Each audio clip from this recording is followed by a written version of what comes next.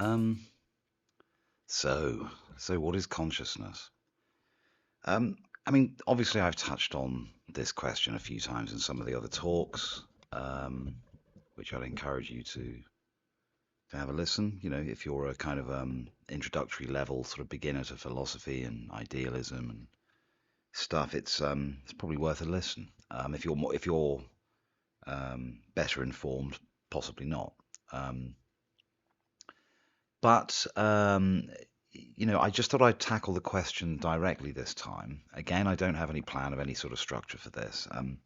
If you want more sort of technical, detailed analysis of things, I'd recommend Arlindo's site. He talks about, particularly sort of talks about the kind of the mystical side of idealism and philosophy and so on, among other things. But touching on things like NDEs.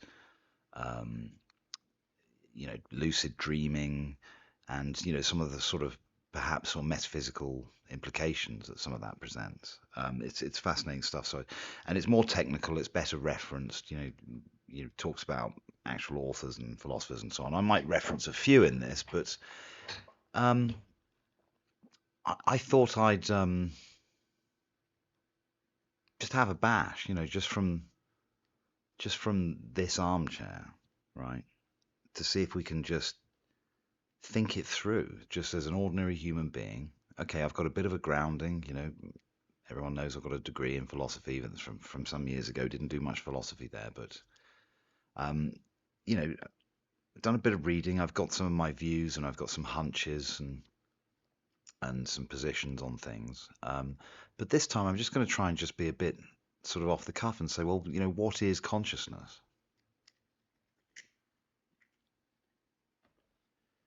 So, one of the first things you might say is that it's the only thing that humans have ever sort of partaken in, because any sensation or experience, any pain, pleasure, color, sound, tactile sensation is only experienced within consciousness, right?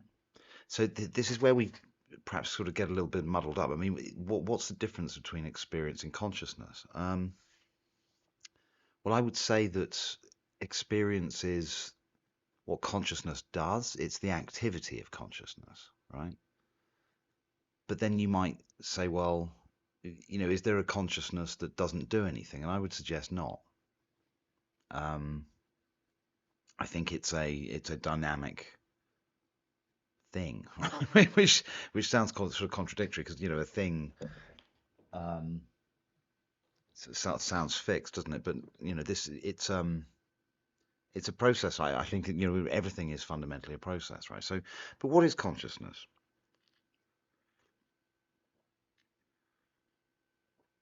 So it's colors, it's shapes, but it's kind of, some of it seems to be hidden from us as well. And there's things about us and about this persisting mental form that I call a self, that it sort of holds on to things from my past, right? Whatever that might be. We'll get to that in some other talk. Time is a massive subject, as you probably know. Um, but you can bring things into consciousness, right? So in the same way that, so think about this, right? So I could be, in the same way that choosing to turn left down a corridor might take me into a particular room. So I can kind of, in that sense, I'm controlling, whether through free will or otherwise, another subject, but I'm controlling what my consciousness will be doing in a few minutes, right? Okay, and that's in this supposed sort of outer realm, the stuff outside of my um, inner realm. um, so I can control my consciousness in that sense, but also I can control it by sort of dredging things up from the past, right? So I could sort of take myself on a journey through my own mind and say, right, I want to focus on this, I want to focus on that, and whichever way I go, whether I face internally, through dreams, inner voice, kind of, your inner newsreel, or externally through speaking and responding and witnessing and feeling. It's all within consciousness, right? These are all the activities of consciousness. So what is it? What is that thing that So if I say there's no consciousness without any activity, then is consciousness just the activity? And so let's get to some other things as well, because Philippe has been putting some interesting stuff down about sort of skepticism about what can be, the limits of what we can know about, and how we can, in truth, it's probably the case that we can't sort of prove, anything sort of fundamental about what's out there in inverted commas, right?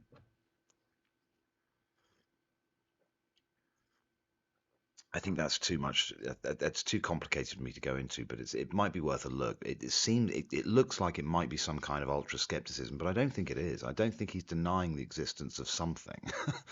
um, but I think what it might be, it's about whether or not we can offer any sort of categorical description of it.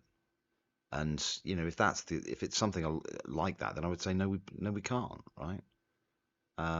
But that doesn't mean we can't viscerally interact with it and have some kind of implicit or perhaps a priori kind of understanding of how to deal with stuff, right? So there is kind of knowledge implicit, again, within our activity.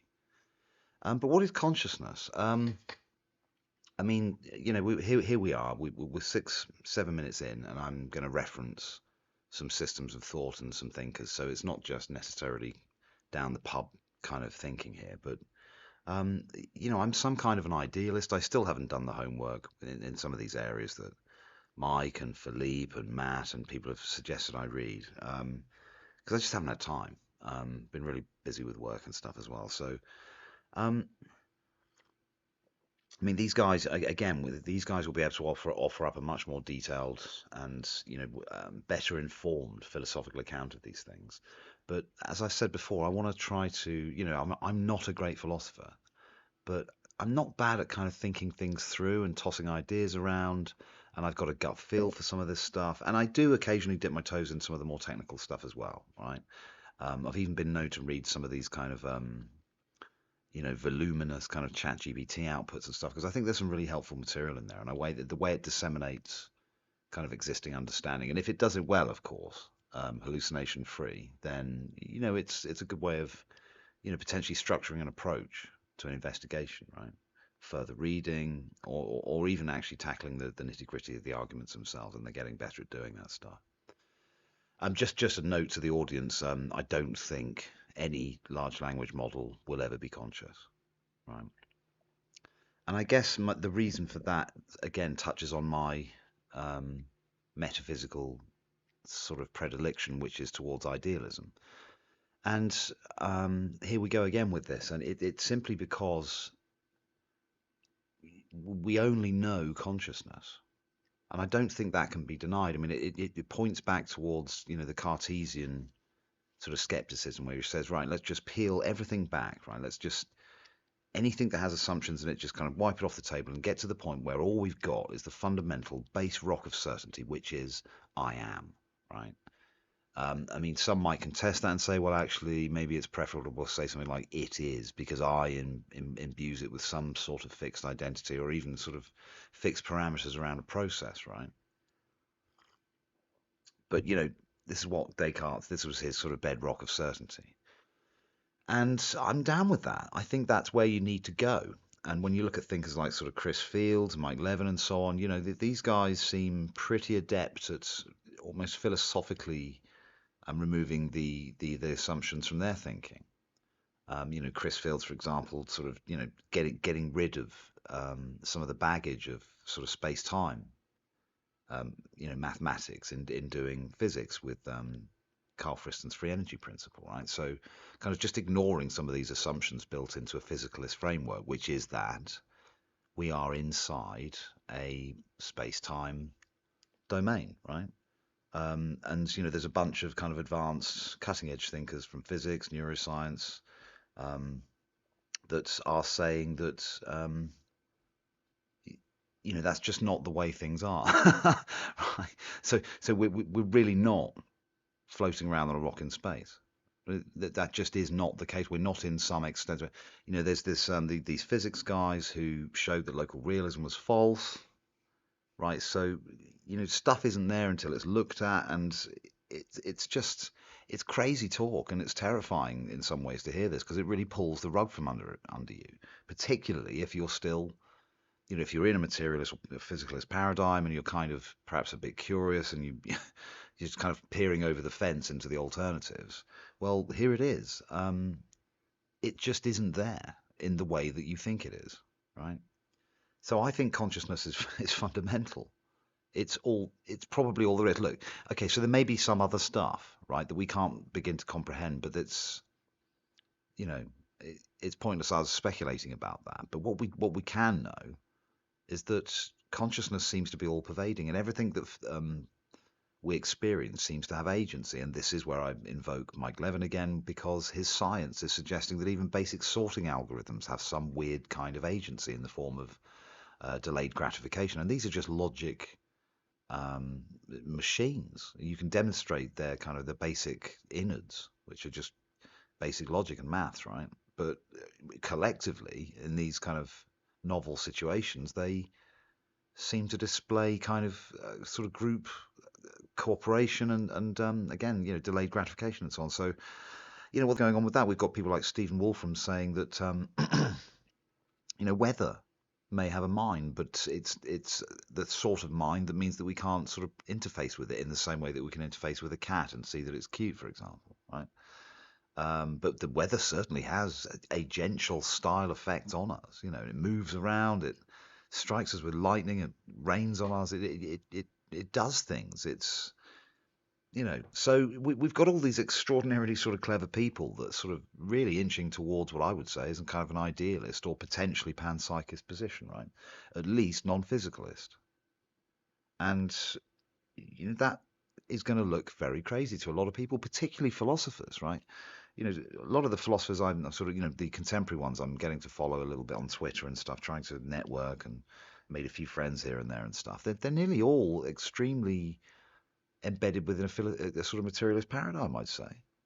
I mean, there's obviously the sort of few popular ones. There's Philip Goff and Kastrup, Hoffman, probably call some sort of philosopher.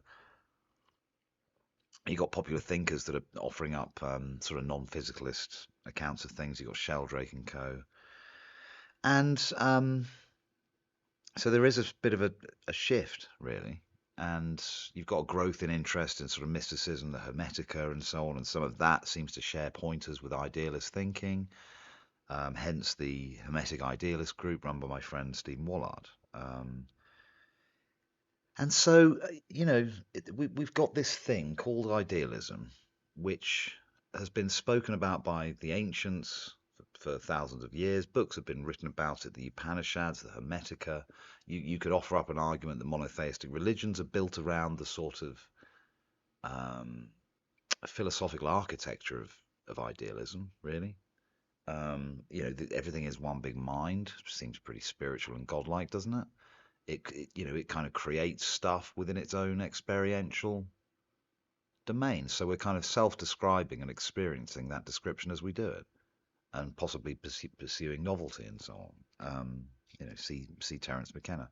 So look, I I have an interest in technical philosophy, but I acknowledge that a lot of this stuff is just opinion, right?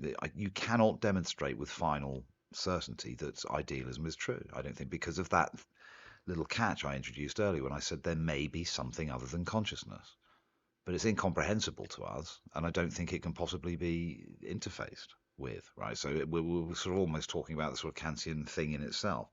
So for me as an idealist, I'd say everything that's meaningful is agential, is conscious, right? Um,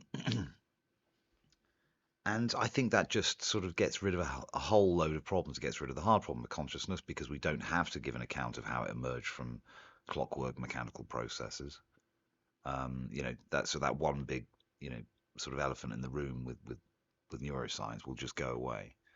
Um, So, I mean, what about these neural correlates of consciousness? I mean, Hoffman gives a great account of this, but what's going on when you can potentially see repeating patterns in people's brains, um, in parallel with certain feelings and so on? I mean, I think I read somewhere that there was even ways of spotting what images people were seeing in their minds, so you could recognize, there would be some neural pattern that was associated with the image of a church and so on. So, pointing towards this argument that there's a causal association between the brain and people's sort of phenomenal consciousness and the experiences going on therein. But, I would just challenge that and say, well, that's fine. Again, it's just the body and the brain is just the appearance of the behavior of this conscious agent, right? And so peering at my brain is what it looks like to peer into a particular part of the the entity that's represented as brain, body, tissue, bone, and all this kind of stuff, right? So, yeah, so there's some initial thoughts on consciousness. For me, it's fundamental. I think there's all sorts of adventures and journeys you can go on through the mind. Psychedelics show this, religious experience, mystical experience, breathing exercise, meditation, the whole damn thing, right? You might even say sporting elation. It gets people into this kind of, just kind of otherworldly, non-egoistic state. Which sounds crazy relating that to sport, doesn't it? But I'm just talking about sort of heightened states of conscious activity, right? And I don't know what all this stuff means. There's a whole load of kind of mystical flim-flam surrounding some of this stuff, and quantum physics being used again and again and again to support some theory or other about ghosts or the afterlife and so on. And maybe that's healthy, but it's not science, right? And you might say that this isn't philosophy, and it's certainly kind of at the fringes. It's kind of speculative metaphysics, right? And it's not even that particularly good. But there just seems to be a growing sort of wealth of emerging science across the board as well that is certainly extremely non-physicalist, or it at least doesn't presuppose a physicalist framework. So yeah, let's just try that on for size and see how this is going and see what I can add to it as we go forward. So consciousness part 1. Hope you enjoyed that. Cheers. Bye.